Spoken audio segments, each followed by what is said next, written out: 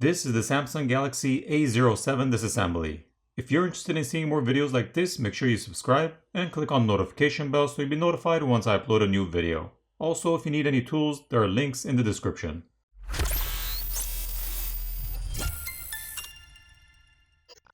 To start off, we need to remove the SIM tray.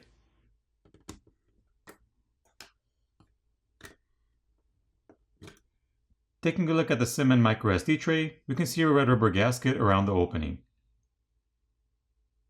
Now heat needs to be applied to the backplate using either a hairdryer or a heat gun to loosen up the adhesive underneath, and then a pry tool can be used to pry the backplate off. I prefer to use a hairdryer since there's less of a chance of damaging any of the components inside by overheating them.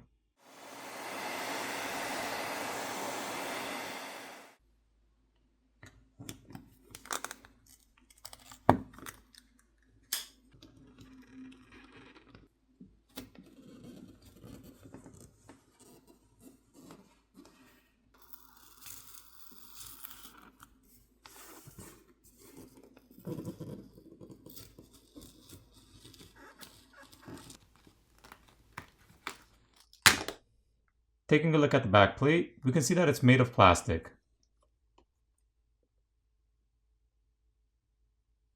The camera bezel now needs to be pried off.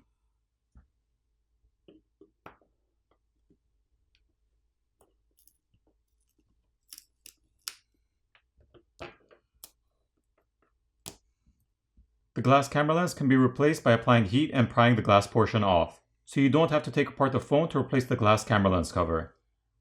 Now there are 18 Phillips screws which need to be removed. Once the screws have been removed, a plastic pry tool needs to be placed in between the back housing and the screen and ran along the edges to pop off the catches.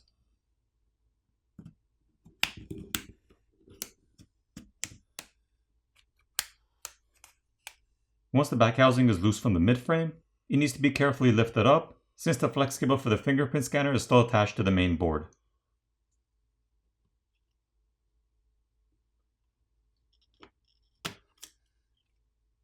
The back housing is also made of plastic. So looking on this side, we can see some graphite film to help transfer heat. Having a look at the other side, we see multiple antenna flex cables around the border. So now having a look inside, we can see that this flex cable connects the main board to both the screen and the subboard.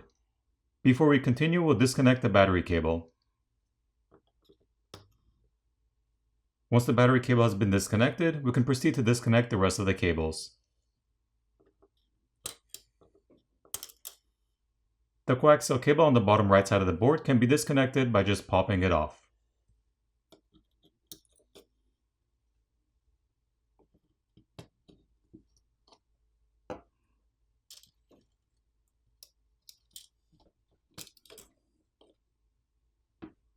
Alright, having a look at the main board, we see the 50 megapixel primary camera, as well as the 2 megapixel depth lens.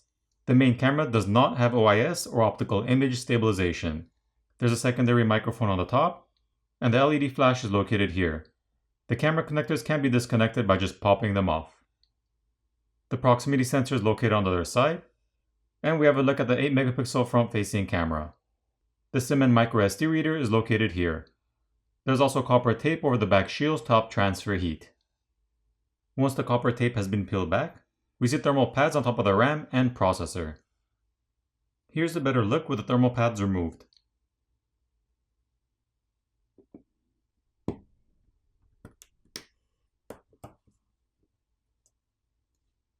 This is the bottom speaker assembly.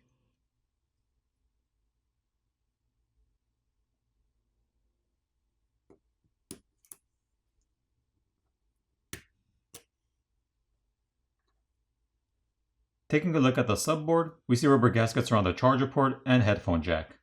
The primary microphone is located here. Here's a look at the other side. The vibrator motor is located on the bottom corner, which is held down with some adhesive. To replace that, just apply some heat and gently pry it off. So when it comes to replacing the screen, in order to do that, you have to remove the back plate, the screws on the back housing and the back housing itself. You then have to disconnect the flex cables from the motherboard, as well as the subboard, and remove the subboard. At which point you'd apply heat to the front side of the phone where the screen is to loosen up the adhesive underneath. Pry the old screen off, apply new adhesive, and reapply the new screen, making sure you run the flex cables back to the opening in the midframe, and reassemble the phone. When it comes to prying off the battery, there is a pull pouch provided to help you pry it off.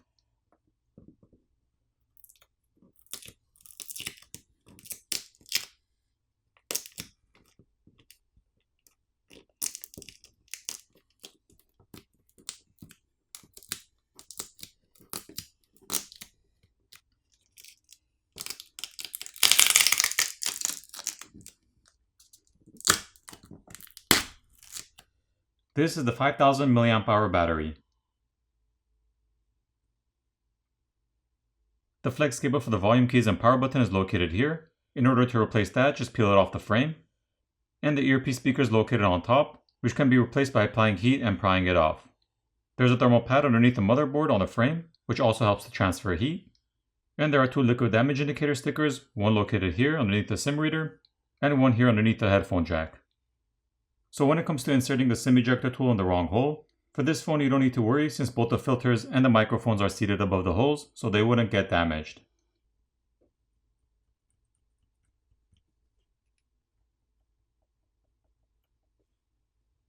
For the repairability score on this phone, I give it a 9 out of 10.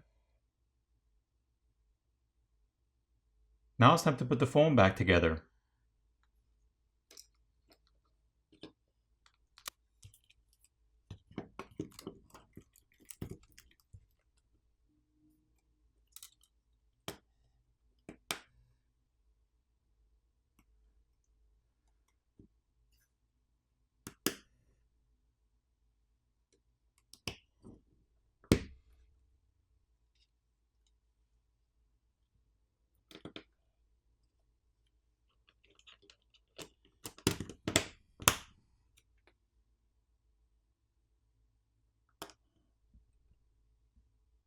Once everything's back together, apply new adhesive and reapply the back cover.